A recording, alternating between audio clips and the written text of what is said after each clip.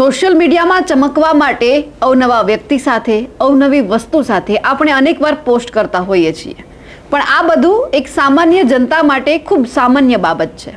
પણ આજ જો બધી ઘટના, આજ બધી વાત જો કોઈ નેતા સાથે બને તો? અવનવા વ્યક્તિ સાથે તમે કોની સાથે ફોટો મૂકો છો, તમારા હાથમાં કઈ વસ્તુ છે, આ બધાનું જ નિરીક્ષણ કરવામાં આવે છે। અને આવું જ કંઈક બન્યું છે ધોરાજી નગરપાલિકાના પ્રમુખ જે સંગીતા બારોટ છે તેમની સાથે।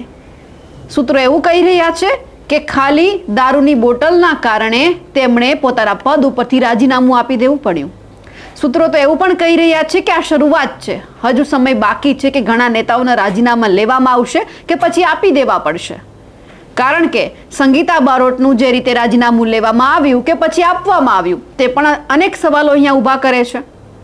એટલે તો કહેવાય છે કે સોશિયલ મીડિયામાં ચમકવું ખૂબ સારી વાત છે, તમે અચાનક ફેમસ થઈ જાઓ તે પણ સારી વાત છે, પણ તમારે ધ્યાન રાખવું પડે છે કે તમે કોની સાથે ફોટો પડાવીને મૂક્યો છે, તમારી આજુબાજુના વ્યક્તિઓ કોણ છે અને તમારા હાથમાં શું છે, કારણ કે આ બધું જ નિરીક્ષણ થાય છે।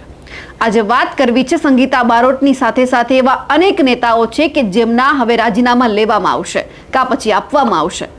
નમસ્કાર, નિર્ભય ન્યૂઝ સાથે હું છું રિદ્ધિ। ધોરાજી નગરપાલિકાના પ્રમુખ સંગીતા બારોટ માત્ર 13 દિવસની અંદર રાજીનામું આપવું પડ્યું, એટલે હવે બધા લોકોના મનમાં સવાલ એ થયો કે રાજીનામું આપવું પડ્યું, લેવામાં આવ્યું કે પછી કોઈના કહેવાથી પ્રેશર આવ્યું એમના ઉપર કે પછી કોઈ એવું કહી દીધું કે તમારે રાજીનામું આપી દેવાનું છે, એટલે સ્વૈચ્છિક રાજીનામું કે પછી દબાણવાળું રાજીનામું એ સમજાતું નથી। એટલે હવે સવાલ અહીંયાથી એ થાય છે કે જ્યારથી નગરપાલિકાની ચૂંટણી જાહેર થઈ ત્યારથી આ સંગીતા બારોટનો એક વિડીયો આપણા બધાએ જોયો હતો કે એમના હાથમાં દારૂની બોટલ હતી, એમના અલગ અલગ જે રીલ્સ છે તે સોશિયલ મીડિયામાં વાયરલ થઈ હતી। એ પછી ક્યાંક નજર અંદાજ કરવામાં આવ્યું અને એ પછીનો દિવસ આવે છે કે પરિણામનો દિવસ। જ્યારે પરિણામ આવી ગયું, તેઓ પ્રમુખ જાહેર થઈ ગયા અને એમને સવાલ કરવામાં આવ્યો કે આપણા મુખ્યમંત્રી કોણ છે, તો નરેન્દ્રભાઈ મોદીનું નામ લઈ લેવામાં આવ્યું, ભૂપેન્દ્રભાઈ તો ભૂલાઈ જ ગયા। એટલે ક્યાંક લાગ્યું હશે પ્રમુખ લોકોને કે ચાલો આમને પ્રમુખ પદ તો આપી દીધું છે, પણ હવે જોયું જશે કે શું થવાનું છે।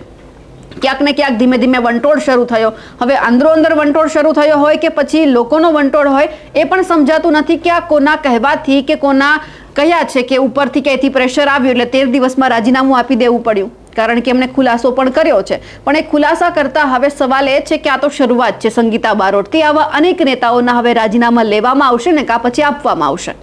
જસદણ નગરપાલિકાના પ્રમુખ પણ કંઈક આ જ બાબતે સંડોવાયેલા હતા તેવી પણ આપણી સામે માહિતી આવી હતી। સૂત્રો એવું પણ કહી રહ્યા હતા કે આ બધી જ વાતમાં તેઓ પણ સંકળાયેલા છે।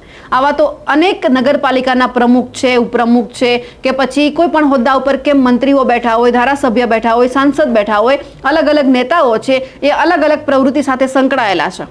એટલે શરૂઆત થઈ ગઈ છે, હવે કોનો રેલો આવવાનો છે, કોના માથે હવે પાણી ફરી વળવાનું છે તે પણ હવે જોવાનું છે, કારણ કે શરૂઆત તો ધોરાજીથી થઈ ગઈ છે। સંગીતાબેનને ઘરે બેસાડી દેવામાં આવ્યા છે માત્ર 13 દિવસની અંદર। ક્યાંક તેમને હોદ્દો પણ જે આપવામાં આવ્યો તો ખુશી હતી, એ ક્યાંક એ ખુશી અચાનક છીનવાઈ ગઈ। એમને ક્યાંક રાત્રે સ્વપ્ન પણ એવું નહીં આવ્યું હોય કે મારે આ પ્રમુખ પદ છોડવું પડશે, કારણ કે અચાનક જ્યારે તેઓ પ્રમુખ બની ગયા એટલે ઉત્સાહનો માહોલ હતો। એ દિવસનો પણ આપણે માહોલ આપણે અત્યારે જોઈ રહ્યા છીએ કે કઈ રીતે આજુબાજુ લોકો હતા એમને ઊંચકીને એમના વધામણા લેવામાં આવી રહ્યા હતા। એમને પણ આજુબાજુના લોકોને પણ ખબર નહીં હોય કે અચાનક આવું થશે। આપણે જે લોકોના વધામણા લીધા હતા, જેમની ખુશી આપણે એકબીજા સાથે શેર કરી હતી, અચાનક એમને રાજીનામું આપવું દેવું પડશે।